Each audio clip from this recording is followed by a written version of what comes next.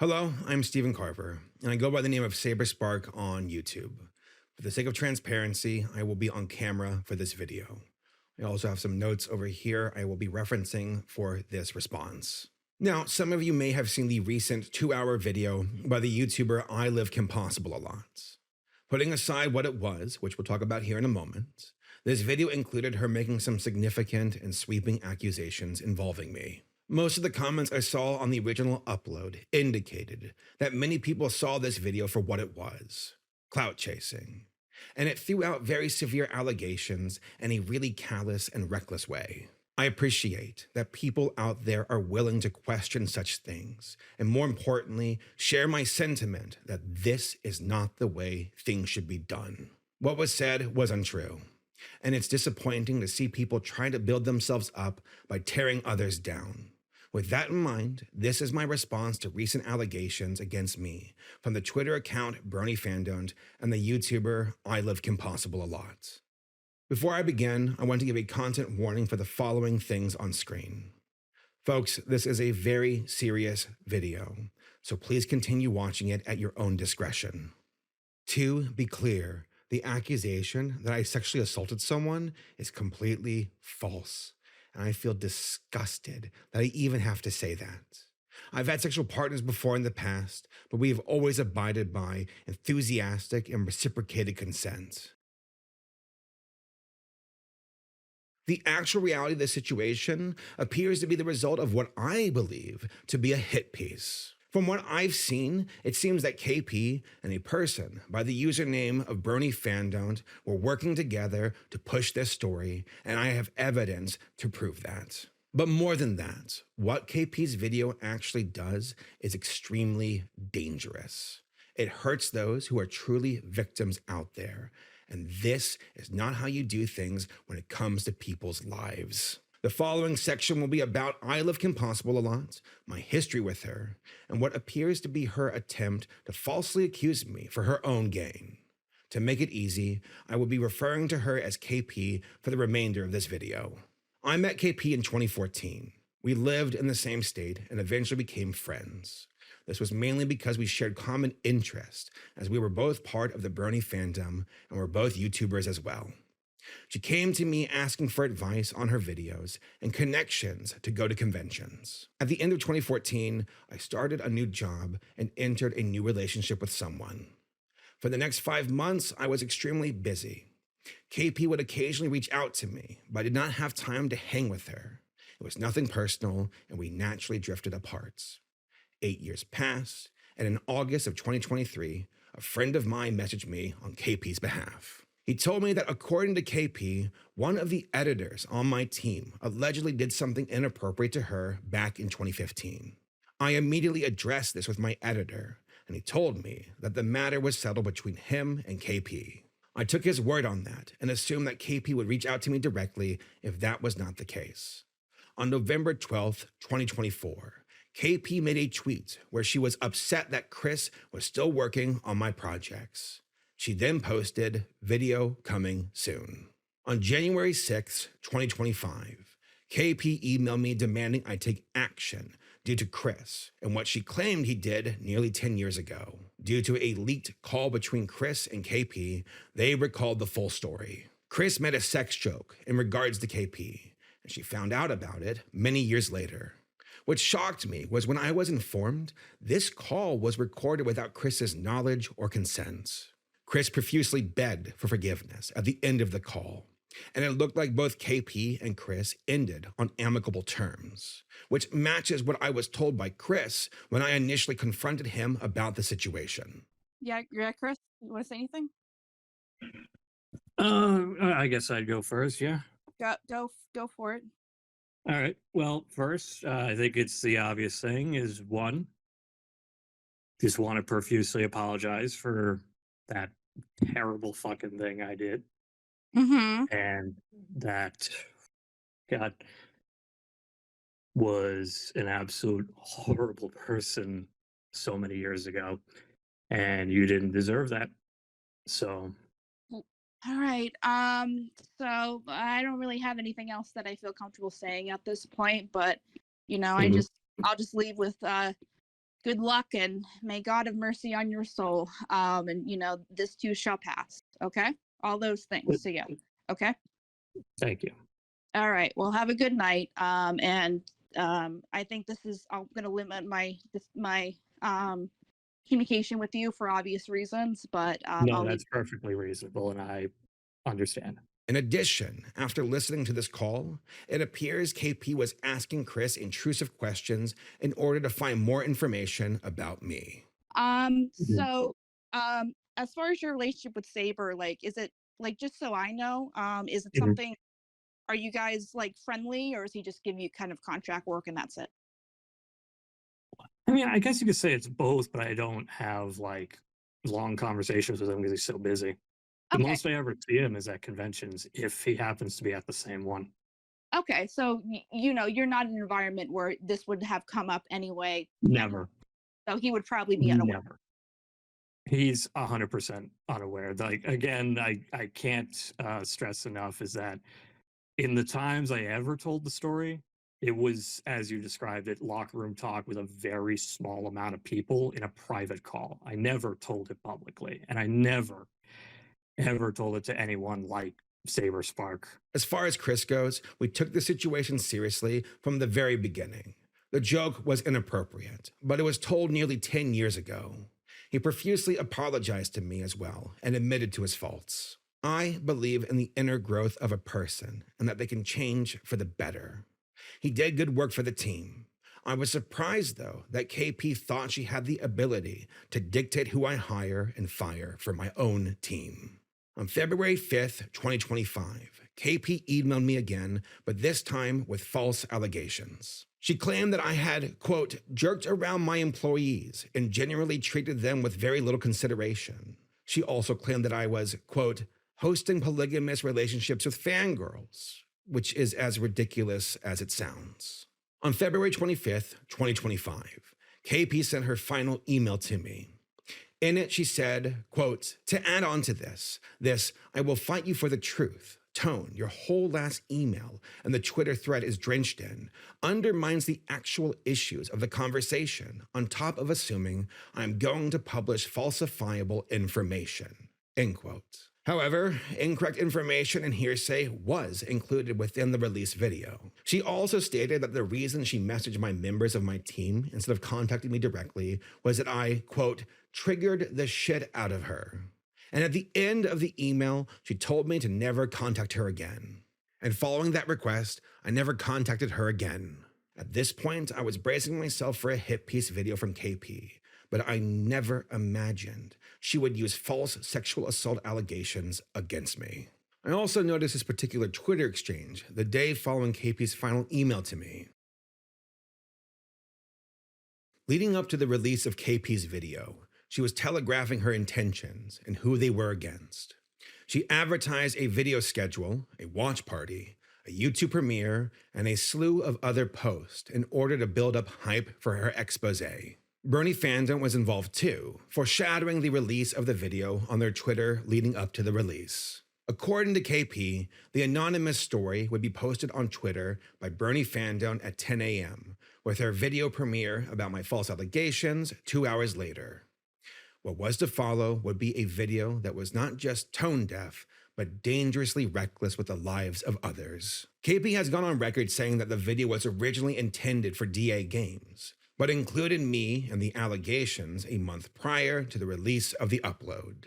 The video itself was titled, What Ruined Saberspark in DAGames, and was over 2 hours long. It was primarily advertised as breaking the news of my false allegations, but the section in question was only 5 minutes and 40 seconds long. According to this interview with KP hosted by Slug Entertainment 2, uploaded on May 5th, 2025, KP admits that the story she featured was purely hearsay and had no substantiated evidence. So just to be as objective as possible here, so what you're saying is that basically the evidence that you were given was more personal circumstance and hearsay rather Correct. than like Correct. objective evidence. Correct. They didn't have any Skype logs or anything because of how long it was ago, and we did ask. So Were there other people that went in to verify these claims, or were there other attempts to verify the claims being made?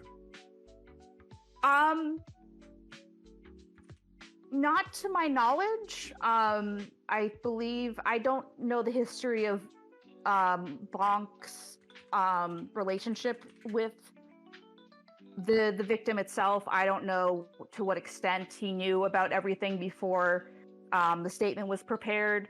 But I do know that Amy was vouching for them, and that was also because I knew Amy was on or has been on the convention scenes. That's how she met. Peter knew her husband. The video would be unlisted and eventually removed from KP's channel the same day of its premiere, following a massive public backlash against it. Apparently, based on the comments in the video, a number of the assets included and voiceover actors involved were allegedly not informed of the nature of the video being made, or had their work used without permission for video B-roll and memes. On Twitter, I was ridiculed, with many people calling me a predator. This was due to the initial sensationalized traction of BronyFandont's post. But then the post itself began to receive pushback due to public scrutiny over the alleged claims. Following KP's video, BronyFandont began to backpedal, claiming that they never watched the video prior to promoting KP's upload. BronyFandont would eventually throw KP under the bus in order to distance themselves from her video's backlash a few days later. So, what does this mean? As far as BronyFandont goes, one of two things seem to be true. Either 1, they watched the video, approved it, advertised it, and now they're backpedaling because it did not go the way they wanted it to, or 2, they never watched the video in the first place, yet they still endorsed it. Either option is reckless, irresponsible, and speaks to a greater problem. By KP's own admissions, she does not like me, and I believe she holds a grudge against me after we had a falling out. Slug Entertainment's interview with her seems to demonstrate her malicious intent, and from the context of her video, it looks like it was done with a desire to use this drama to boost her channel's popularity. It was a hit piece, plain and simple, though she denies having a vendetta against me. If you were to say that this is something that needs to be taken with the utmost seriousness, despite no evidence, would you believe that it would be fair for people to disregard it entirely due to the lack of actual evidence? Yeah, I think that's fair. Okay. I wanted to at least ask that, given the fact that these are serious allegations that can get Saber killed, because people are crazy, and I'd rather not have someone get killed over an allegation that has not been proven beyond a shadow of a doubt. Yeah, that's fair. At this point in the video, I want to talk about the Twitter account BronyFandont.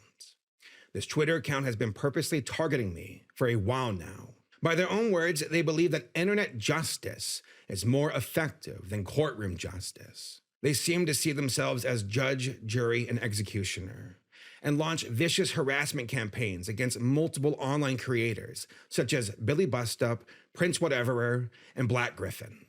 BronyFandont has on multiple occasions used falsifiable information to attack people with.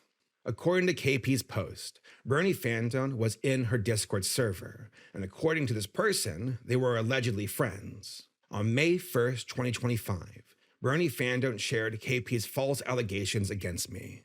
After public backlash for their post, BronyFandont was constantly arguing with people in the replies. Some people asked if he suggested professional organizations to the victim prior to reaching out to KP, and he said no.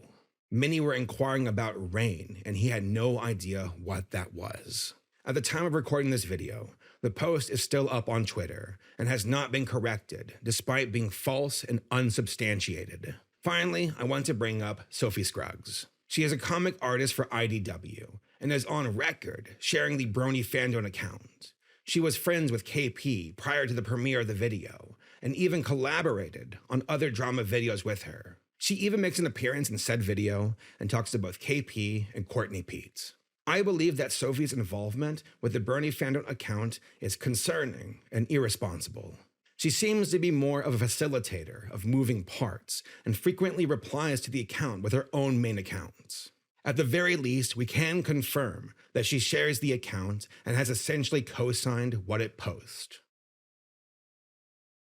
At this point, I want to talk about the state of Twitter, but mainly the internet as a whole. I have been on Twitter since 2012, but in early 2020, I noticed that the culture of the website had begun to change. It was more combative and antagonistic, and the website started to reward that kind of engagement. There has been an ongoing weaponization of online vigilantism. People who adopt a shoot first and ask questions later mentality in the quest to make a name for themselves without doing their due diligence. They would prefer to try to shape the world for what they believe the problem is, rather than actually assisting in the solution. This whole situation is a perfect example of how unqualified strangers can shoehorn their way into extremely delicate situations.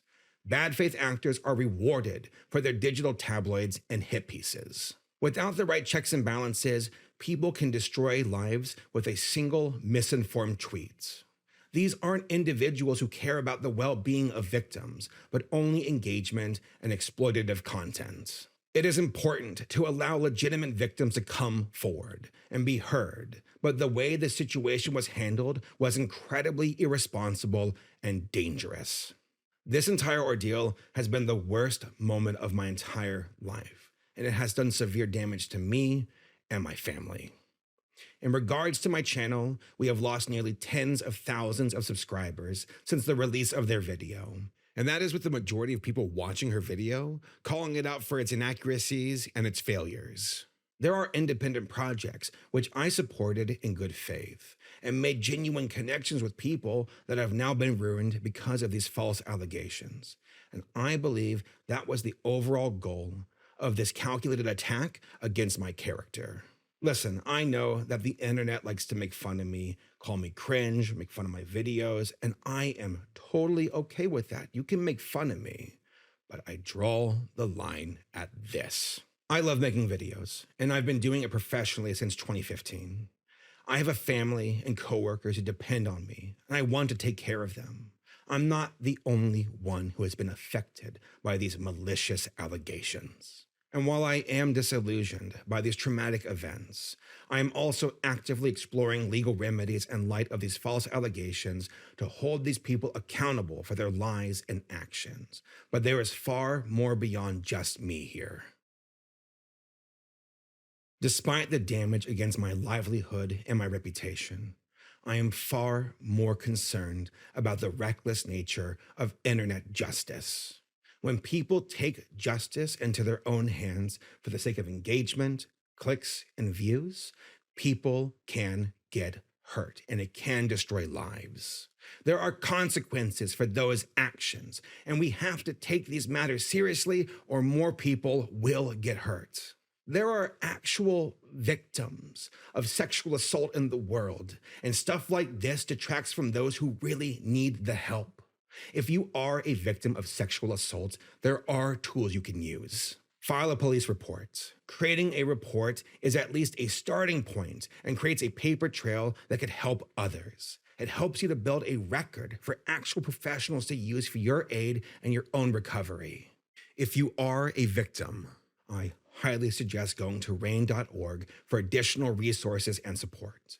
It is a professional organization that assists survivors of sexual assault. There is also the National Sexual Violence Resource Center, plus other professional outreach programs and hotlines. We will link these sources and contacts in the description down below.